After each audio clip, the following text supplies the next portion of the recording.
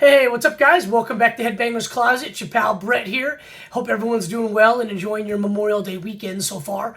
I want to jump on this video thread that I saw from George at George's Room of Rock. Awesome video. It was started by, I believe, Melanie at Melanie Loves Death Metal. I'll link both of those channels below, but it's two faves from every format plus two items of memorabilia. Just kind of show the albums, your two of your faves in each format and tell the story of each one. And of course, same with the memorabilia. Cassette, CD, and vinyl, and then the memorabilia. So I don't have any more cassettes. So I was one of those guys that maybe like in the early to mid 90s, I started getting my cassette collection over to CD. And as I did that, through like the next 10 or so more years, I started getting rid of my cassettes. I no longer have any cassettes. I kind of wish I would have kept them, but I was, high school and college around that time, and I just never really thought cassettes would be needed ever again. But I just stayed with the records that I had, the OGs from my collection, and I started buying CDs. So I'm going to skip the cassettes, and I guess because I don't have them, I'll just do 3 CDs and 3 albums and then 3 items of memorabilia. So let's get right to it. First one is going to be, I got to pick this one because it is the album that kind of defined who I was as a metal fan. I was already a heavy metal fan, and I was already a Metallica fan, but when I first heard this album, Injustice for All, everything changed for me. I started gravitating more towards thrash metal bands of that day and that era, and still listening to the hair metal stuff, still listen to it to this day. I love it, but I kind of gravitated more to the thrash metal side, and I never really left. I got a cassette tape. That was the first item from Injustice for All that I had, and like I said a few minutes ago, I got rid of it, but this is the first CD. I think I picked this one up maybe like middle school, so that would have been like 89, 90. I finished middle school, junior high in 90, but this is pretty beat to shit. Comes apart, scratched up pretty good, still plays but scratched up. That's kind of a theme with my CDs. So when I was having CDs, I had the CD player in my car, obviously high school, college, and after that, and I hated those booklets, right, where everybody knows you took the CD and you put it in a little plastic sleeve, and you could hold 4 per page, flip it over, 4 more, it was like a big thing to zip it up. I hated those because I liked having the cover, and then the track listing, and then the booklet here. I liked having that. But I'm an idiot and I'm hard in my things, so I would put like 4 or 5 of these in the front seat. Of course, I played hockey, so my hockey bag goes in the car and sits on top of the CDs, and after a while, as you can imagine, they get cracked and everything. But this was the first Metallica album that I really just fell in love with, and like I said, I was already kind of a fan, but I didn't become a massive fan. I mean, as you see behind me, 98 Metallica shows starting in 89, and massive fan. This was the start of that obsession for me. So great record. Next one is going to be Megadeth's Countdown to Extinction. This came out, I think I was a junior, maybe senior in high school, and I wanted to include this one because great record. And like Metallica, when I heard Injustice for All, I was already a Megadeth fan, but I didn't become just a massive fan until this album came out. And much like Metallica's Black Album, right? This thing is not as fast and as hard and heavy as the albums that came before it. But, at that age, I really didn't care. I think it was a perfect age for me. I was at the age where I could appreciate everything, and it was a huge deal for new Megadeth to come out. But also, I wasn't like, one of those people that had been around too long and could really get irritated of the kind of change in sound of some of these bands that, we all know, right? All those 80s thrash bands kind of did something different in the 90s, but this album is phenomenal. Not my favorite Megadeth record, probably not even the top 4 for me, but I love this record. It's an amazing album.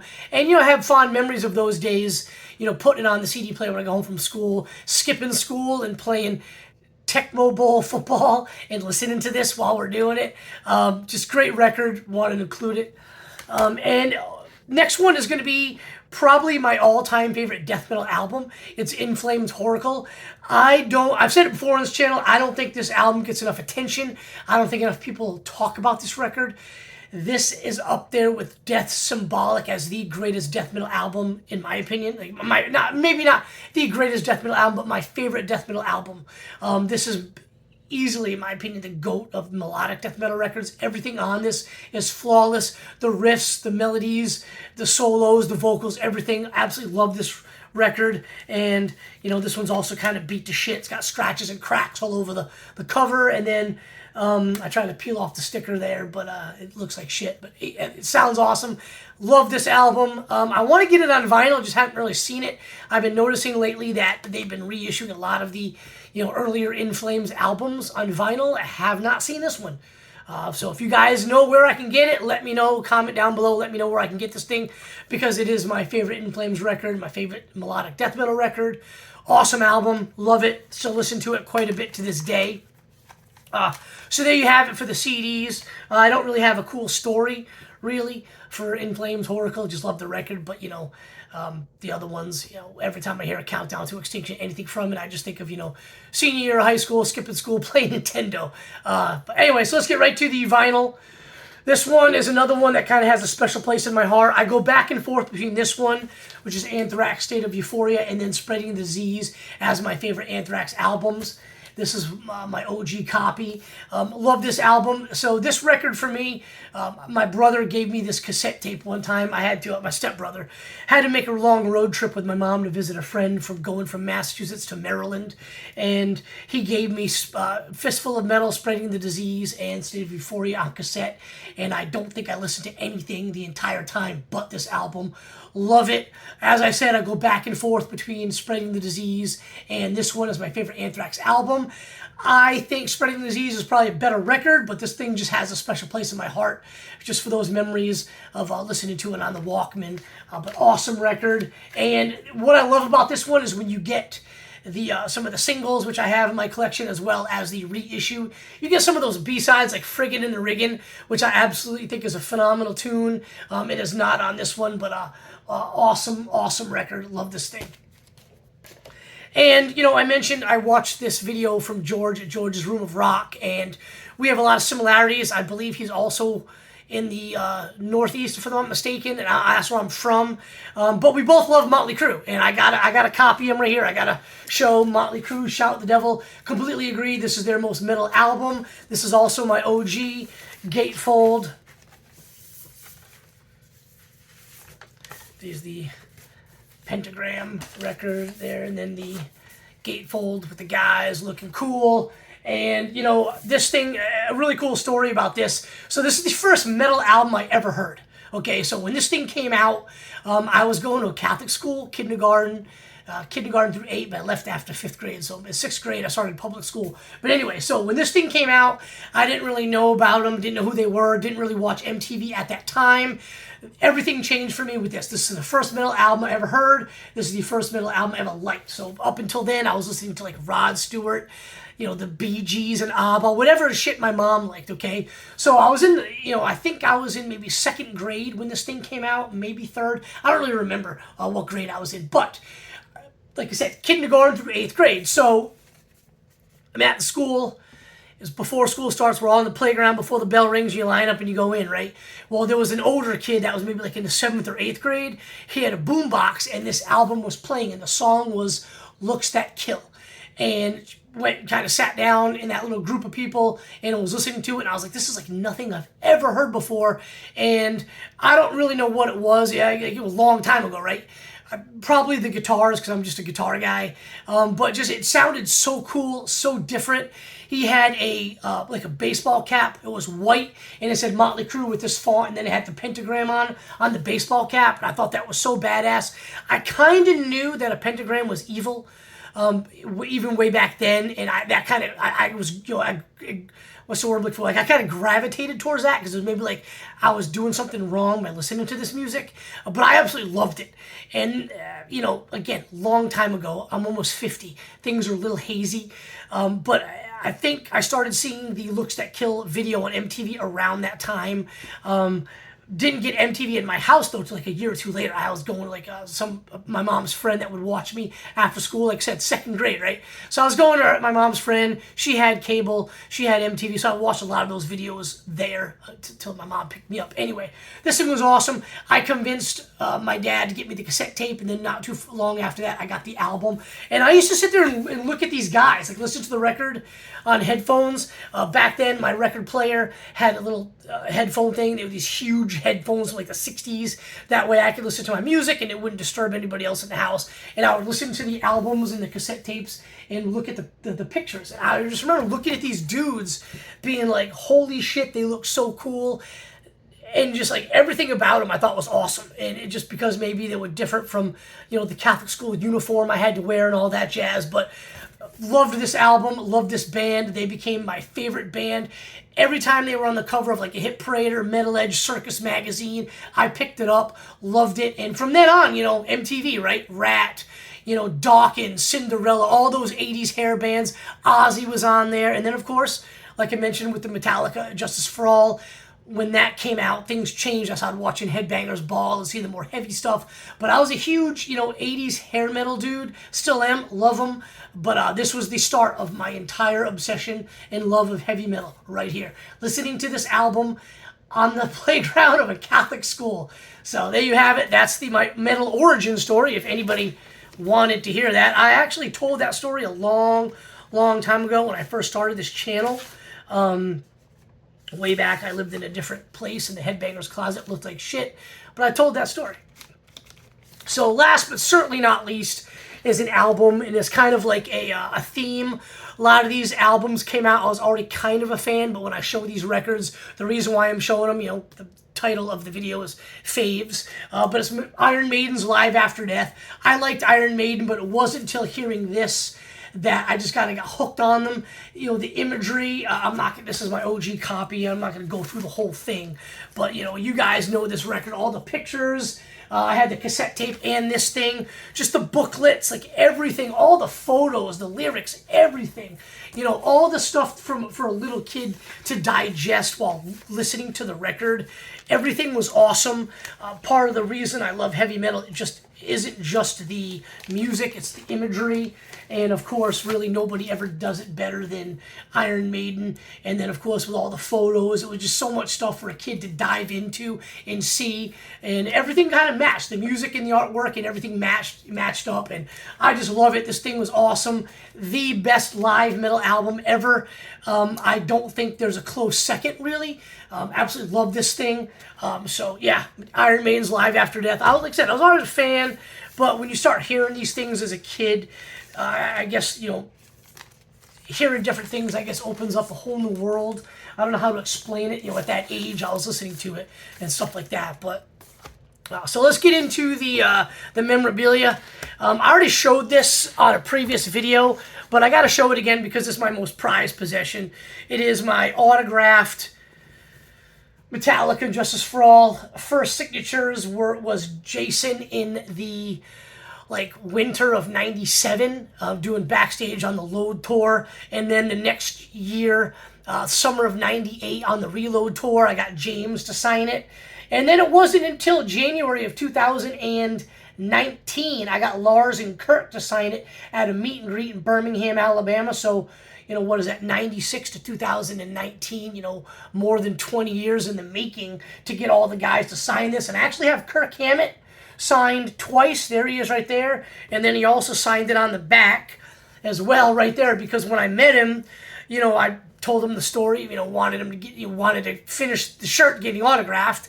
And he's like, you know, James and Jason, two autographs that are, you know, impossible to get these days, was his comment. And so he grabbed the shirt and he held it up, started signing it. And, you know, I don't really speak up a lot, but as he was signing it and it was about to hand it back to me, I was like, if I don't say something, he's going to hand me this shirt. His signature's going to be on the back and then just the three guys on the front.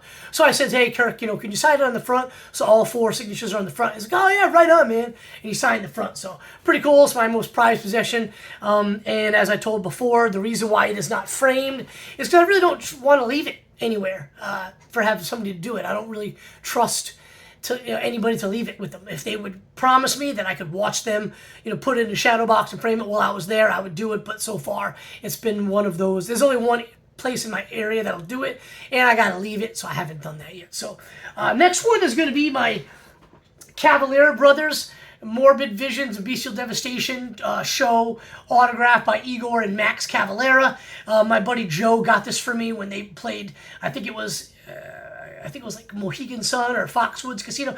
Maybe it was in Mass, but I think it was one of the casinos in Connecticut. He went to the show. He did the meet and greet before the show. You really can't see, but Max down here and Igor right there. But really cool. Love early Sepultura. I think I've mentioned it before. After Arise, I kind of sort of got off the ride. I'm not a huge fan of Chaos ID or the rest of the records, but their first few albums, love them. I guess I would say like the first 5, absolutely love them. So really, really cool to have my collection. And I did not ask Joe for this. He thought of me. He knew I couldn't make the show in Atlanta, and he thought enough about me to get an extra poster and have the guy sign for me. So super appreciative of my buddy Joe. Can't wait to see you again, buddy. But awesome autographs. And I'm not like the biggest autograph guy. I don't really go seeking out autographs too often, but there are extenuating circumstances that I will do it. So, and last but certainly not least, the third item of my memorabilia is a guitar pick from Jeff Hanneman of Slayer.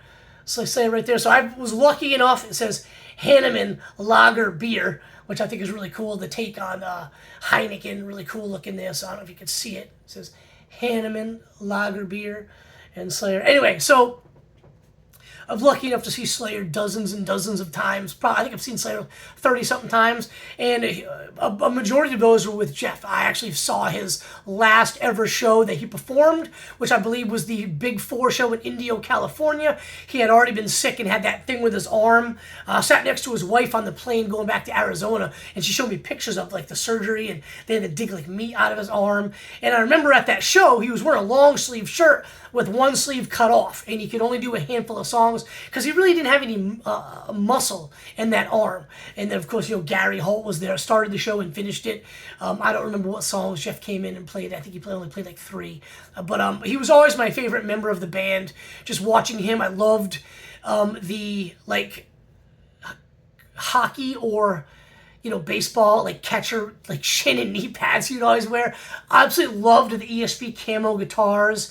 And I like the stories he told about his dad being like a World War II, veteran and collector of stuff like that. I always thought it was kind of cool because I'm a military history buff myself. So I thought that was cool. But anyway, the special story about this pick is, I don't think he actually played with this pick, but my very first concert when I moved down to Georgia was it was a Slayer tour in the fall of '93. It was Thanksgiving Eve, I believe it was, and the opener was Arch Enemy and then Hatebreed, or maybe Hatebreed, Arch Enemy. It was Hatebreed and Arch Enemy and then Slayer, and they played the show, phenomenal show. I happened to be on the rail at Jeff's side, my very first time at the Tabernacle in Atlanta, which is an amazing venue if you can ever go.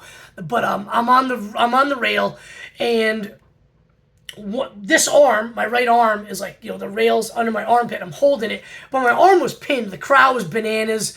I was getting pushed, mosh pit, but I was able to stay kind of holding the barrier, just, have one arm like, singing along.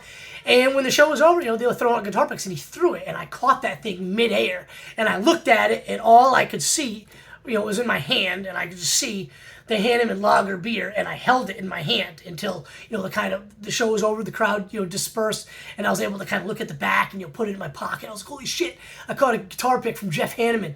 I thought that was awesome, and I'm glad I still have it. I haven't lost it.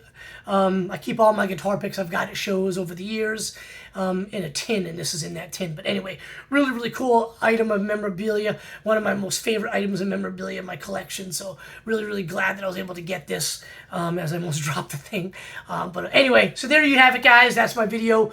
A couple of faves, 3 faves, CD, vinyl, and memorabilia. Hope you guys dug the stories. That's one thing I love about the vinyl community and the metal community on YouTube. Just hearing people's stories of how they got into certain bands and songs and albums and stuff like that, because I think most of us, you know, doesn't even matter our age. You know, so a lot of the channels I watched, you guys are kind of my age bracket. You kind of go through the same experiences of how we found bands. But, you know, no matter how old we are, we always kind of have some of the similar experiences of how we got into bands and how we became fans and stuff like that. I always love hearing it. So appreciate you guys checking out the channel, checking out the video. Hope you guys have a great Memorial Day weekend. I'll have another video for you guys very soon. Cheers, everybody.